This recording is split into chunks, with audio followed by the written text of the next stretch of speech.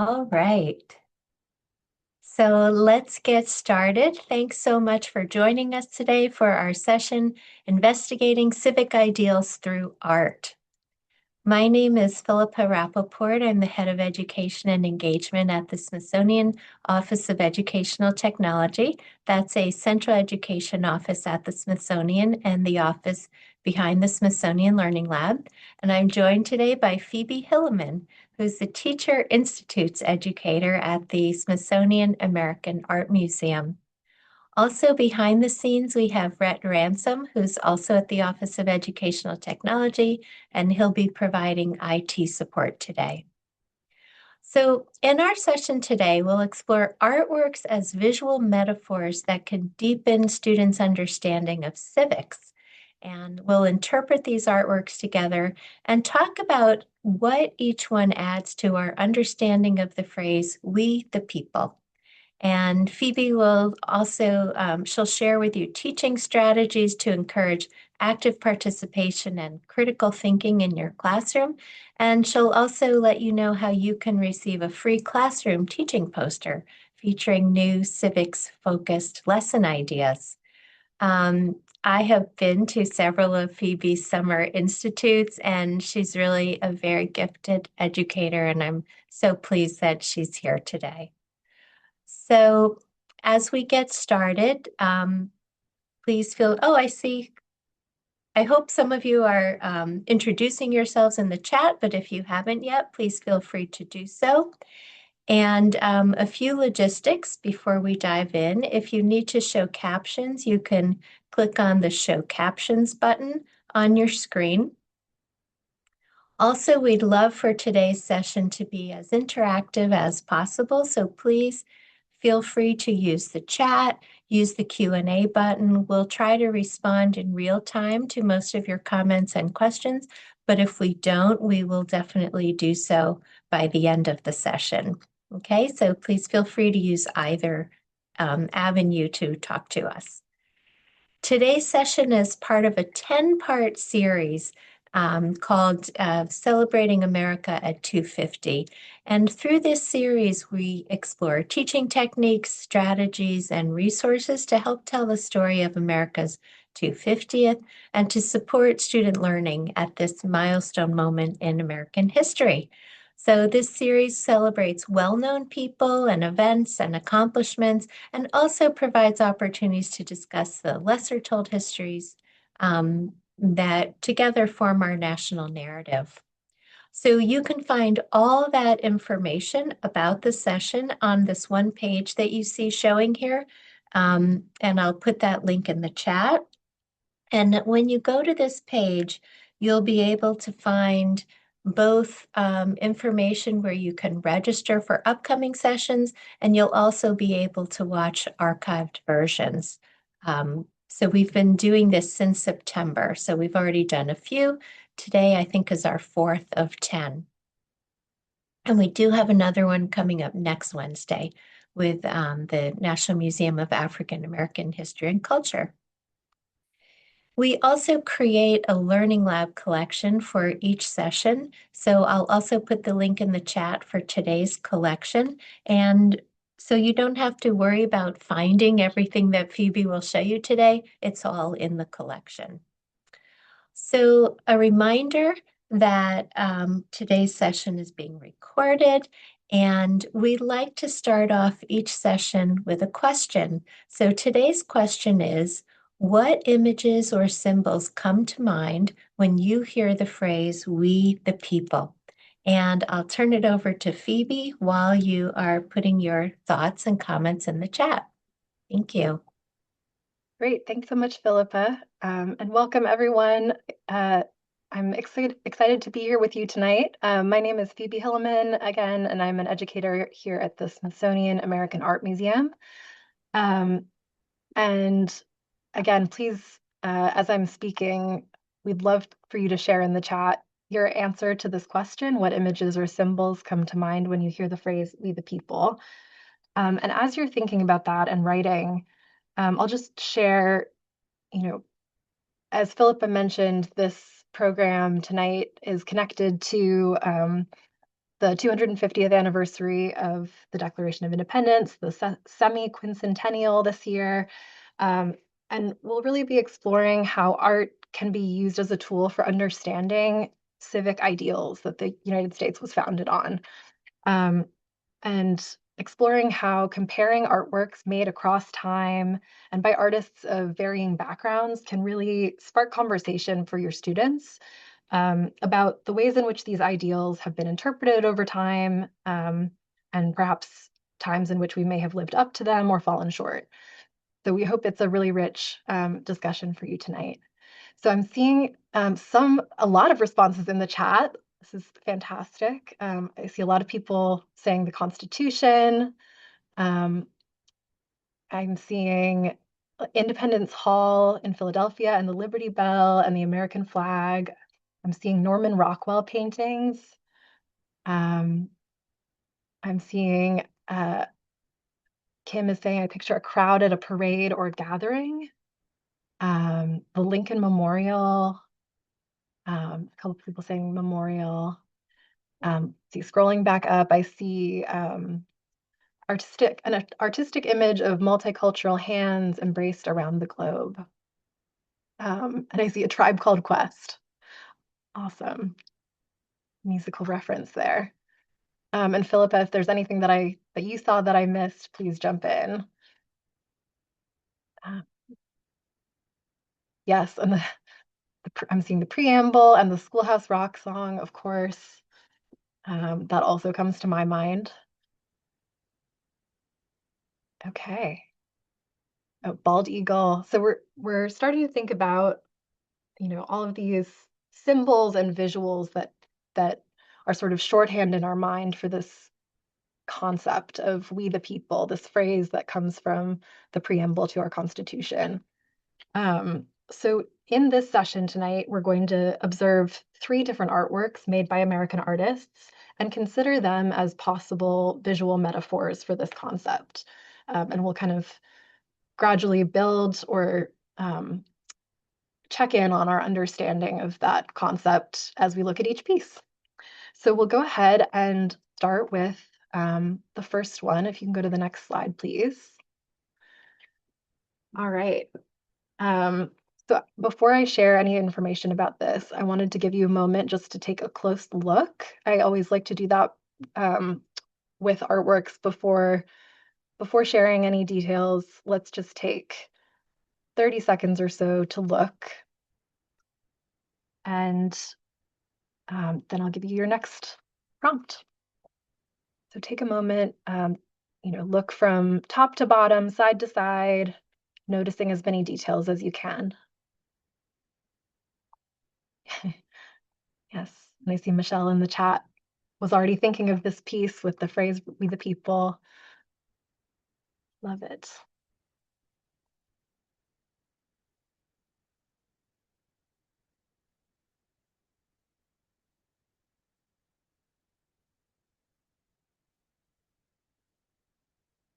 All right, if you could hit the next slide button. Oh, go back one, please. All right, thank you. So I wanted us to think about this piece as a collection of parts. So looking at this artwork as an object made of multiple parts, let's just share in the chat, what are some of the individual parts of this artwork that you can identify?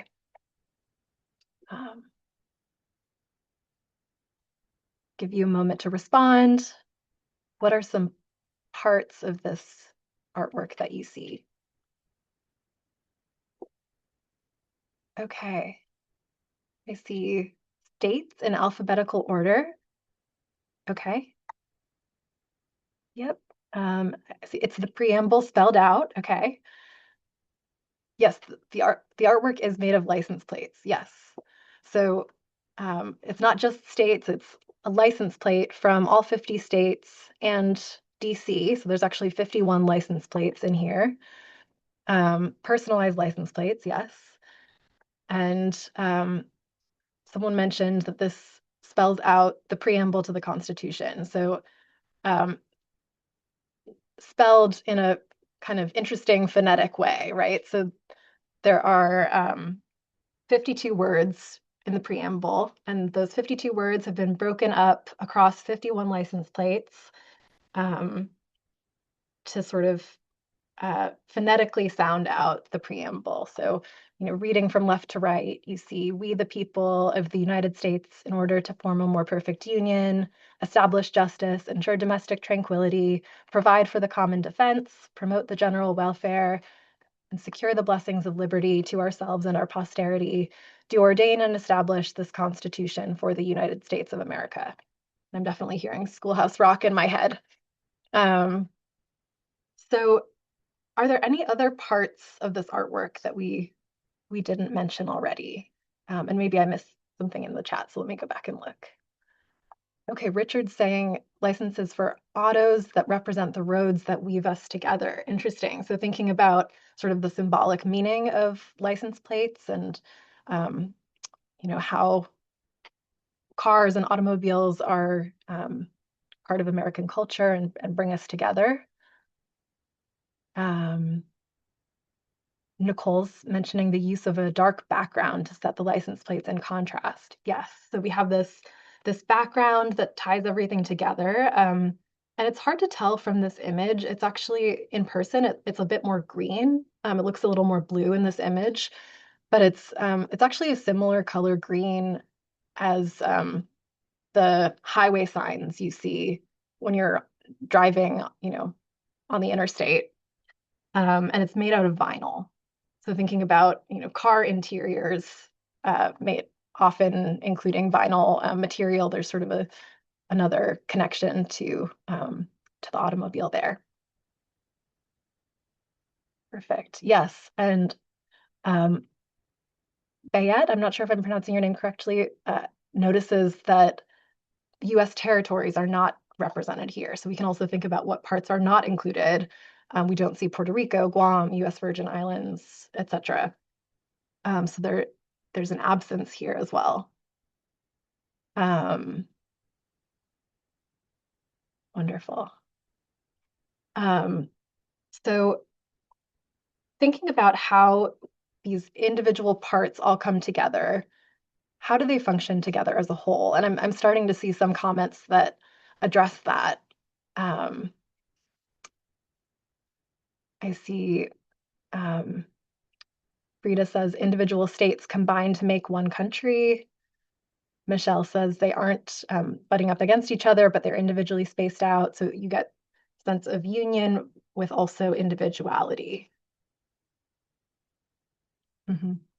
And oh, Nicole's noting that tribal license plates are also missing. Thank you. Excellent point. And then Lindsay says individually they each hold a piece of the preamble, but until they come together, they don't make sense. Absolutely. So if you took away one of these license plates, it wouldn't make any sense, right? The whole thing would fall apart if you took out any one license plate. So you need each one. And there's individuality in each license plate. Each vanity plate, each state has its own design. Sometimes there's a motto or an image that represents something about that state. But there's also standardization, right? They're all the same size. Um, they all have they all have the same shape. So there are certain features that link them together. So I think you're starting to sort of pick up on, if you haven't already, you know, the connection here sort of symbolically to the United States and the way the government is structured, right? To rely on the individual governments of all 50 states and DC, but then sort of tied together with federal laws and regulations, right? So we've got this metaphor visually here. Oh, and how large is this artwork? That's a great question. It's pretty large. So these are real license plates. So you can kind of get a sense if you imagine those license plates stacked up. It's, taller than me for sure. It's a fairly large piece. If we can go to the next slide, please. Um, I'll share just a little bit of context. So, appropriately enough, this piece, since we're discussing the 250th, this piece was also made to commemorate a national anniversary. So, Mike Wilkins, the artist, created this piece in 1987 to commemorate the bicentennial of the Constitution, so the 200th anniversary of the Constitution, which was written in 1787. And of course, the preamble is an introductory text introducing the intention of the Constitution and is really meant to help us understand the purpose of our federal government and our relationship to it. So when Mike Wilkins was creating this piece, think about, I mentioned these are all real license plates. So thinking about his process, he had to contact the Department of Motor Vehicles in all 50 states and DC to request these vanity plates. So he had to map out his composition, think about how he was going to break up the text across those 51 license plates. And then he had to deal with the bureaucracy of 51 DMVs. And as you can imagine, he had to revise his plan a couple of times because he ran into certain license plates were unavailable, or certain states had different states had different rules about how many characters you could have, or a state might have had questions about creating a plate for a person from out of state. So there were different issues that he ran into in each of these DMVs, but he was able to eventually successfully create this piece. So thinking about all of the context that I just shared, does any of this information spark any new ideas for you about sort of the message of this piece? Any new ideas? I see Andy saying this is a great metaphor for federalism. Love it. Any other new thoughts or questions that you have, things that you're wondering now that you know a little bit more?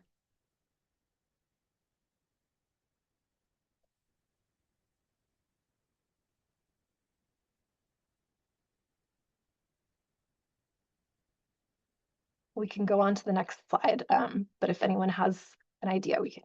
Oh, perfect. I see Abby saying artistic versus governmental authority.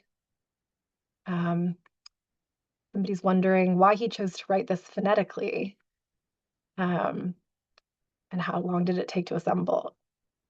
Yeah, so thinking about how this piece would be different if he actually wrote out the full text of the preamble. I don't know. I think part of it is it's just sort of a fun puzzle. There's a humor to it, and I know visitors in the museum really enjoy sort of reading it out loud and figuring it out. And Courtney's saying, I think writing it phonetically makes it easier to do, but it also grabs your attention to see what's going on. Yeah, I love that. And how long did it take to assemble? I think it was over a year. It definitely took some planning and preparation.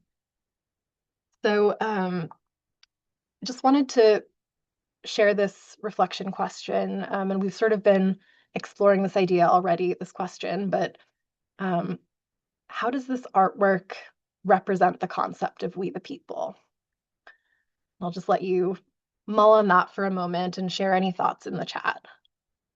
So thinking about how this artwork works as sort of a metaphor for the idea of we the people.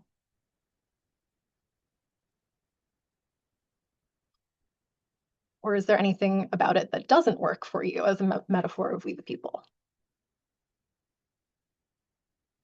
Okay, I see Lois says out of many one. Yeah, so it's kind of a perfect representation of that idea. e pluribus unum, right? Out of many one. So there's all these individual parts, but they're all essential to create the whole. Yes, and Dr. Buchanan is saying a house divided against itself cannot stand. Absolutely. So, you know, if we took away any of these pieces or put them in conflict, it would all crumble. Robert is saying it reinforces the American ideal of individualism and mobility, but it also neglects a large swath of population who do not own cars. Interesting. And Stephanie says this artwork brings together the creativity and individuality of people around America. Okay, love it. Please keep sharing your ideas as we're talking. Yeah, I think we have this idea of individual expression and choice that's represented through the idea of a vanity plate. And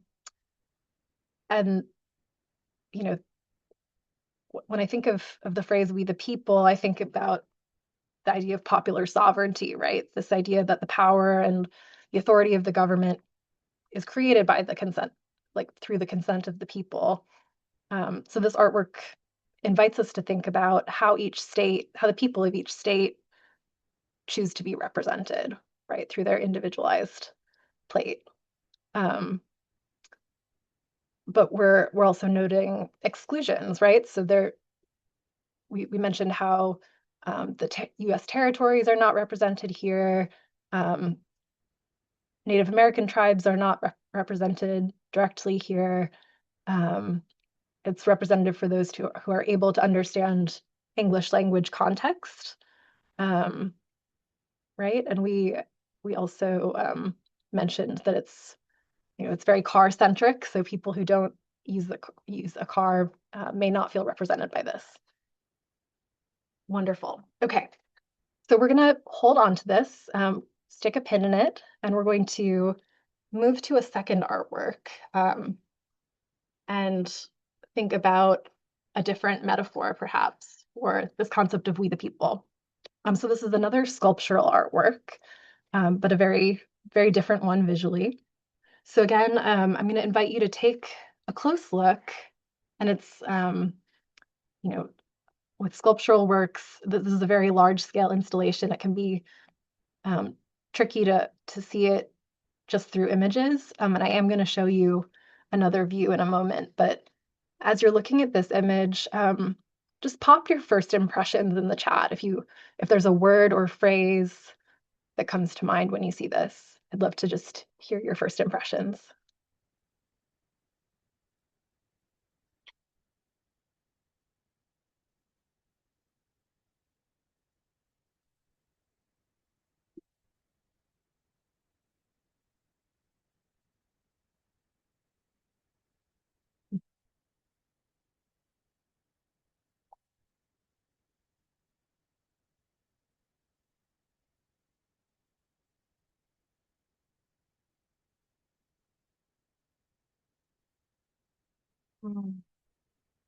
Okay.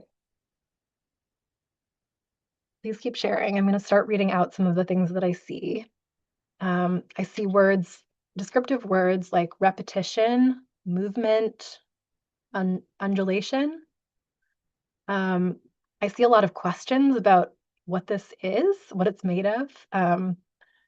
Someone's asking, is it a backbone made of human arms? Is it disembodied bronze limbs of the Statue of Liberty's torch? Someone's wondering if they're cattle legs. Someone sees golden arms with a gloved fist. A couple of people have mentioned that it's harp-like, so thinking about a musical instrument. Also guts of a piano. And I'm seeing, I think it's supposed to be many arms in one fight. Courtney's saying, makes her think of a harp, but also labor. Ebbs and flows of justice. That's right. We're already thinking conceptually. I love it. Okay. Ups and downs, strings, heavy. I see protest gesture. Ooh, Michael's uh, making a connection to an Augusta Savage sculpture, Lift Every Voice. I see the word power, um, melodic. Interesting. United arms. Okay.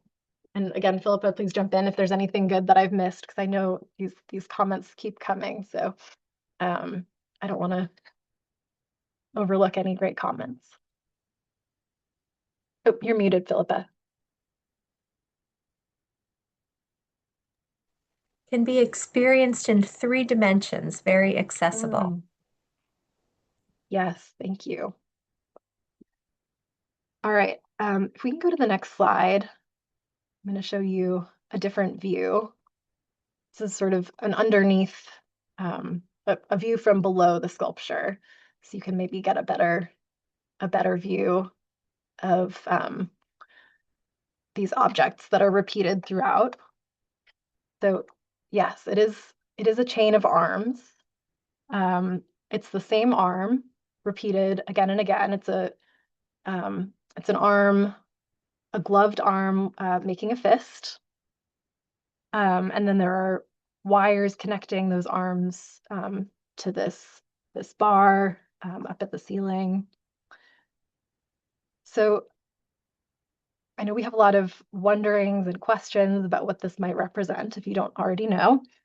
Um, this is actually a very specific person's arm in the case of this sculpture. If we go to the next slide,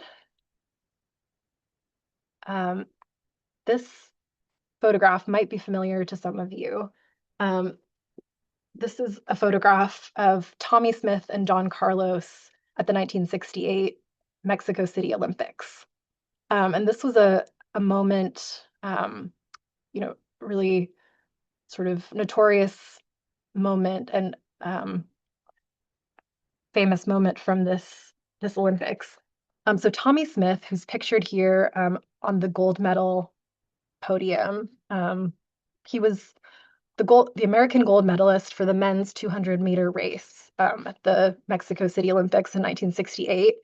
He actually set a new world record at that Olympics, and he's there with another American, the bronze medalist John Carlos, um, as well as the silver medalist Peter Norman, who was Australian. Um, and they had decided that they wanted to make a statement at the Olympics about human rights and sort of Black solidarity with this fight for human rights, thinking about issues in the United States, like the civil rights movement, but also global issues like the Vietnam War and poverty and racism and discrimination, and um, they were part of this Olympic Committee on Human Rights and had discussed and planned this gesture in advance that they were going to, um, you know, bow their heads and raise their arm and make a fist and sort of have this silent moment of protest during the medal ceremony. So this moment was broadcast on live television around the world, and it was received pretty negatively at the time by a lot of people. Um, it was very controversial and got both Tommie Smith and John Carlos suspended from the U.S. team and barred from the Olympic Village based on this protest action. And it was subject to a huge amount of criticism in the press. And so this event had a huge ripple effect on both of their lives and careers. Um, and I should note that the silver medalist, Peter Norman, although he's not raising his fist, he was wearing a medal, or I'm sorry, a badge on his jacket in support of human rights, along with Smith and Carlos, and um, he knew about their planned gesture and was supportive of it.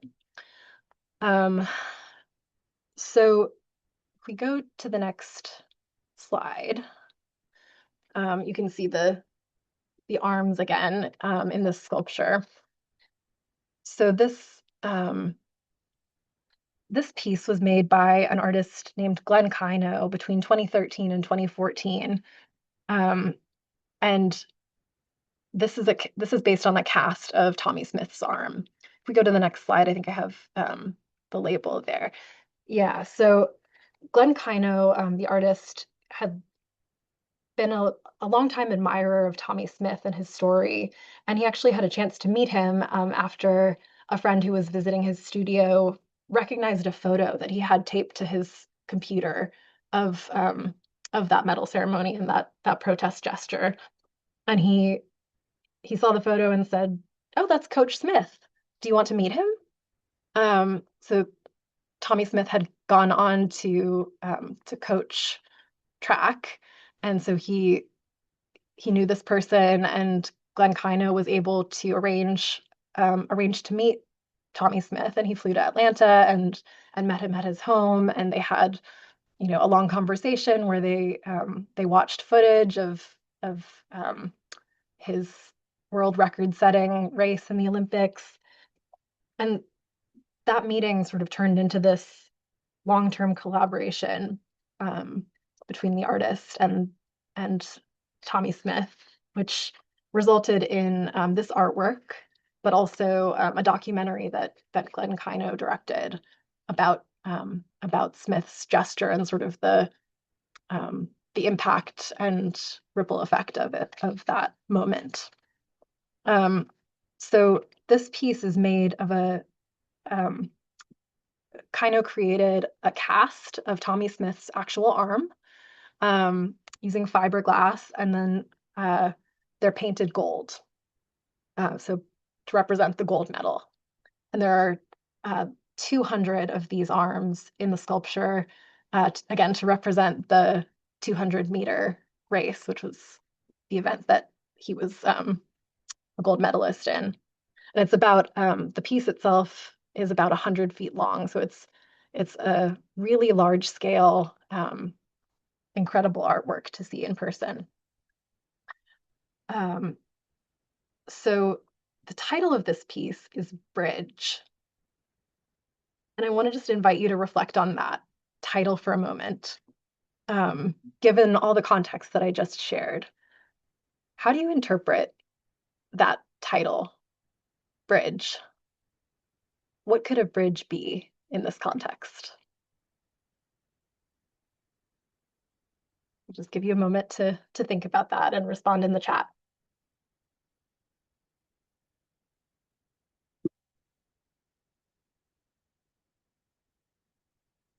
Hmm.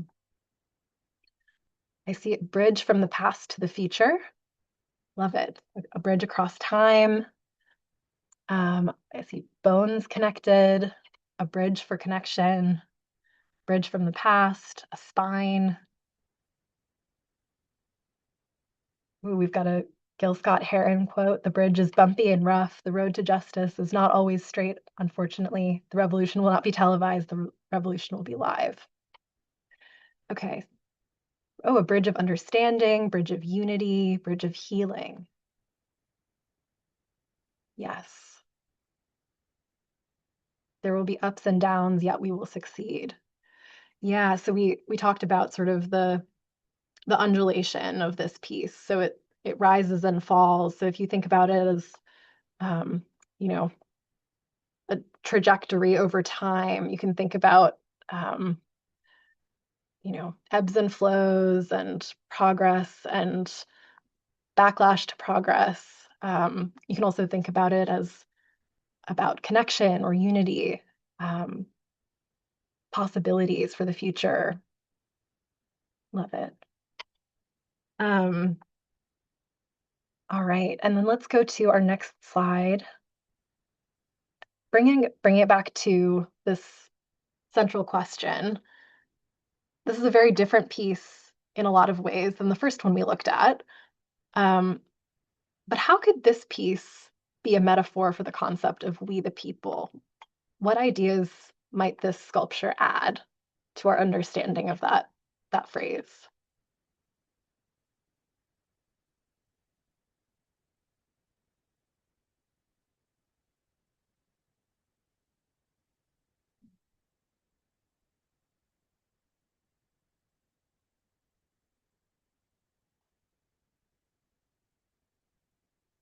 Um, Remembrances and memories of past struggles still here, that we the people share the same purpose. Hmm. Uh, Nicole's saying a suspension bridge only works if all the cables are supporting the weight of the deck. If one cable snaps, we all fall. Um, the arms show unity of a nation of people who are standing with one another to promote justice and community shared with one another. Strength in unison, we the people have struggles. The voice and action of one is the voice of the people. Yes, one person's gesture representing the people. Dr. Buchanan saying it makes me consider, what do we mean by we, the people? Who has been counted and who is still disenfranchised? Yes. Um, Michael saying this was a moment where people who were not included in We the People historically and in their own lives were using the professed ideals of this country to advocate for liberation. Yes. Stephanie's saying if we all do the right thing, raise our arms and fists for justice, we can change the course of our country. Yes. We the people mean all of us, and that together we are great. It highlights the power of united people. Eve's saying not everything happens linearly. Um, when united, we can make change. The space between each arm is equal, that we are equal. So many great ideas happening here. So you can see how an artwork can just really inspire thinking about these big conceptual ideas, and get your students talking and thinking about these really, really interesting, complex, big ideas.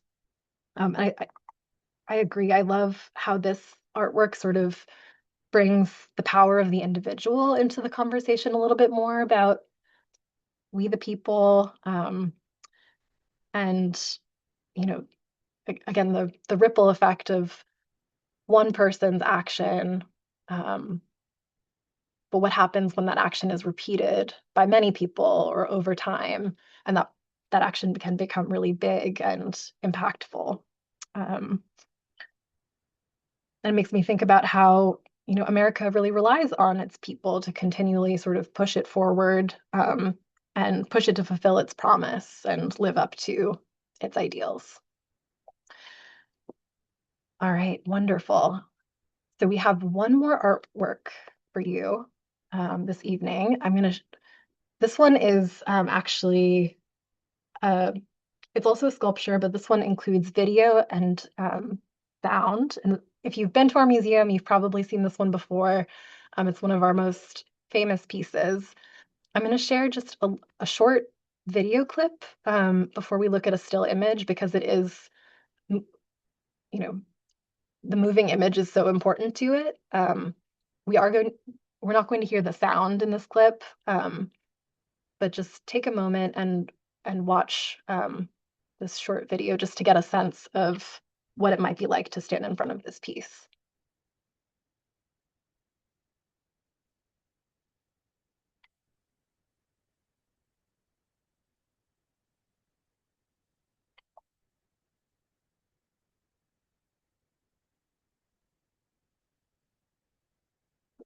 From left to right,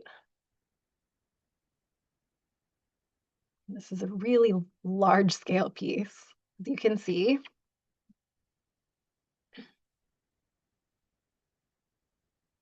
All right, we can stop it there, Philippa. Thank you. So now we see a still image, and, as I mentioned, there is a sound component to this piece as well. So what you didn't hear there, there's sort of competing sound from all of these different video clips. Um, so I want to go back to this question that we started with the preamble piece, thinking about this artwork as a collection of parts. So again, if we were breaking down the parts that make up this object, what parts did you notice in the video clip or in this still image? What are some of the things that we see here?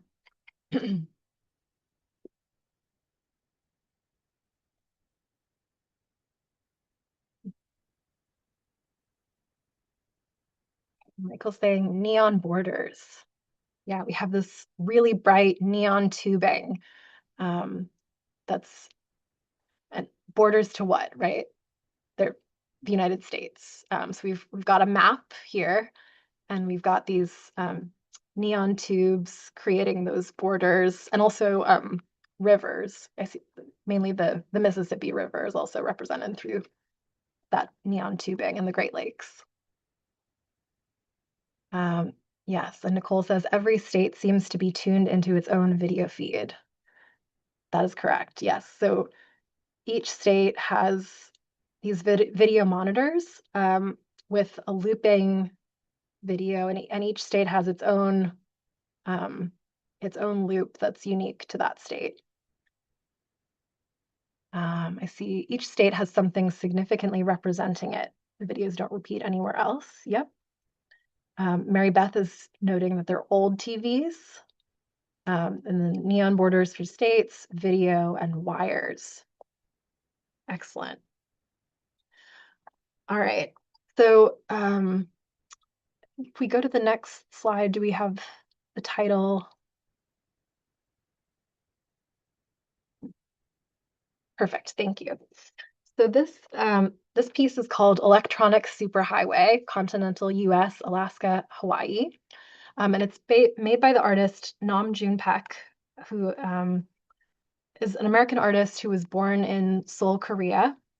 Um, he fled the country with his family at the outset of the Korean War, and he came to the U.S. in 1964 after years in both Japan and Germany, and settled in New York City, where he really became known as this really experimental pioneer of using technology in his art, and particularly um, the rise of video technology and television. Um, so Electronic Superhighway, which was made in 1995, as you see there, is one of his most iconic artworks. And as you noticed, it depicts a map of the United States, the contiguous 48 states that you see here, and then even though you can't see them in this image, also Alaska and Hawaii. Um, and each state has its own video clips playing on a loop that have something to do with the artist's associations with that state. And it's really interesting because, some of them are widely recognizable images that many people might associate with that state. For example, several of the states have movie musicals playing in them. So Kansas has The Wizard of Oz. Um, Iowa has sort of a loop of presidents, I think relating to the Iowa caucuses and their important role in presidential elections. But some of the states have associations that are much more personal to the artist. Like, for example, in Arkansas, there's a clip of the musician Charlotte Moorman, who was a collaborator of June Paik's. So there's sort of this mix of sort of universal or broad cultural, pop cultural references and more personal associations. Um, yes, and I'm seeing in the chat, Eve says the images in each state aren't obviously indicative of that state. Yeah, and it really depends. Some of them are much more complex than others. And I think I always think it's fun with students to ask them what images they would choose to represent the place that they're from. And you probably, if you have a class of 30 students, you'd probably get 30 slightly different answers, right? So I think that just drives home this is one individual artist's view or representation of the United States. Um, so if we go to the next slide, just bringing it back again to this core question. How might this artwork represent additional ideas about that concept of we the people? Um, I'd love to hear your thoughts in the chat. Um, I'll just get us started as you're your thinking. I was reflecting on this piece and thinking it has similarities to both of the two previous works that we looked at in interesting ways. So, like the preamble piece with the license plates, I think it shows the individuality of each state, but also, the collective whole. But like the bridge piece that we looked at, it also really highlights the role of the individual, and in this case, the associations of this particular individual artist. Um, let's see. So I see Michelle is thinking about progress. Um, Natalie is saying, I think it emphasizes how individual we are despite being united.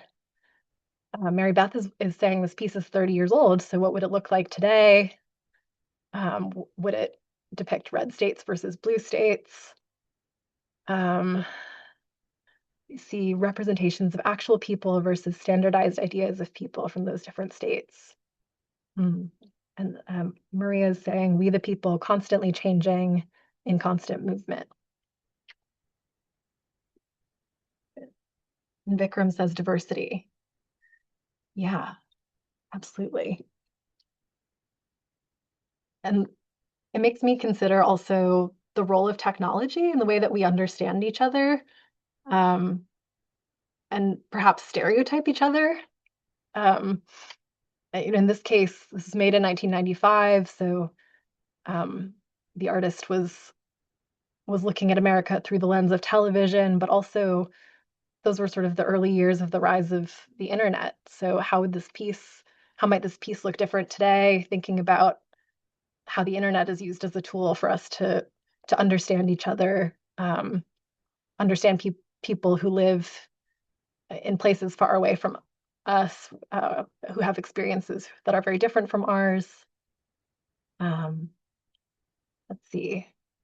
And Courtney is adding, in this case, being a community and country made of states can get loud because we do have a diversity of perspectives and culture. Yes, absolutely. And Eve is saying it is so visually stunning. Yes, and it's stunning and it's a little overwhelming. And I think that can be a perfect metaphor for the United States. Like it's beautiful and it's also overwhelming sometimes. Um, and I think it's worth noting too that this piece was created by an artist who was an immigrant to the United States, and how, you know, that perspective may have shaped his understanding of this country. Um, and thinking about, again, who is included in that concept of we the people. All right. Um, if you have any other thoughts or questions or ideas about this piece, please do continue adding them in the chat. But I think we'll go ahead and move to the next slide. Okay, so now we get to use our civic participation skills, and we get to have a little vote. So I think Rhett is going to help launch a poll here in a minute.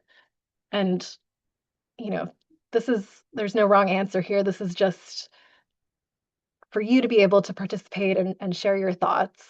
But if you had to choose one of these three artworks that we looked at as your favorite visual metaphor for that concept of we the people of the United States, I'm curious what you would choose. So take a moment, make your voice heard, and then we'll share the results in just a moment.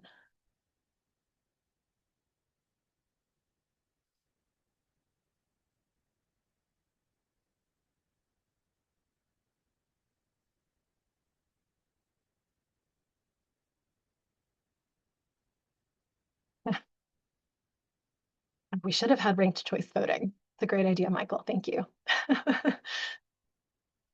All right. I think I'm seeing that the response is slowing down. Um, so maybe we can end the poll and share. It looks like um, we have Preamble coming out on top with 55% of the vote, but then fairly even split between Bridge and Superhighway. as well. Um, Interesting. If anyone would like to share in the chat which piece you voted for and why, I'd love to know. Um, but I wonder also, if this is something that you did with your students, I could see them enjoying the participation aspect of voting and sort of it's an opportunity for them to create an argument about, well, why do you think this is the best metaphor and sort of back that up with but visual evidence and um, sort of forces them to share, their understanding of what that concept means. Right. And Lois has a great question. I wonder if placement is impactual on our choice. Yeah, so if we looked at these in a different order, would the vote have turned out differently? I wonder. Um, Nicole is saying, I think A translates better in the medium. If I had seen them in person, I might have a different response. Absolutely. That in itself could be an important conversation about perspective with my students. And let's see, Marion said C because the emphasis is on the people. And Rachel voted B because of the action the piece refers to as a jumping off point for talking about what it means to take civic action. Love it. Okay, and Michael says if it had been ranked choice, I would have gone B, C, A. B is the first because consistently the people who have struggled for the stated ideals of this nation have been oppressed groups outside of the mainstream. That is, we the people. Thank you. And then someone is saying A seems like an ironic play on the country's car-dependent infrastructure, barring NYC, of course. Another person is saying bridge, since it is a representation of activism for the life we want to have, justice, a voice, representation within our state that is so culturally diverse. Thank you. And then Alex voted C because it shows how we are separate by activities, but united as a whole. And then someone chose A because the US was built on an idea still evolving and not yet realized 250 years later. And D. Levy says B is concrete and abstract at the same time. It symbolizes the backbone of our country, leads to interesting conversations. All right, keep it coming if you've got more ideas. I'm loving reading your thoughts here. But in the interest of time, shall we move to the next slide, Philippa? So in case people have to leave, I wanted to just put in a quick plug. We have created a new classroom teaching poster featuring the preamble piece, and we will mail it to you for free. So if you would like to receive a preamble teaching poster or you have colleagues who would like to, I think we're going to put the link in the chat. If Philippa can drop that off there, you just have to fill out a little Google form and the mailing will start in February. And we also have a QR code on the screen. So if you have your phone and if that's easier for you, you can scan the QR code and sign up there. But we're really excited to share these and get them in the hands of educators across the country.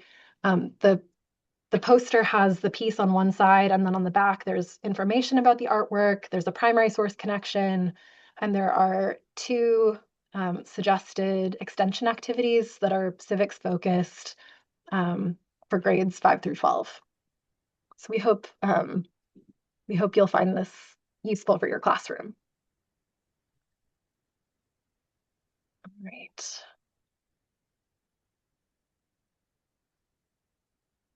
All right. Thank you so much, Phoebe. While you have your phones out, if you we'd love to get your feedback about today's session, but please don't go because we're actually going to head into Q&A. But I thought while your phones are out, we have a QR code here if you'd like to help us improve our programming, and I'll put that link in the chat.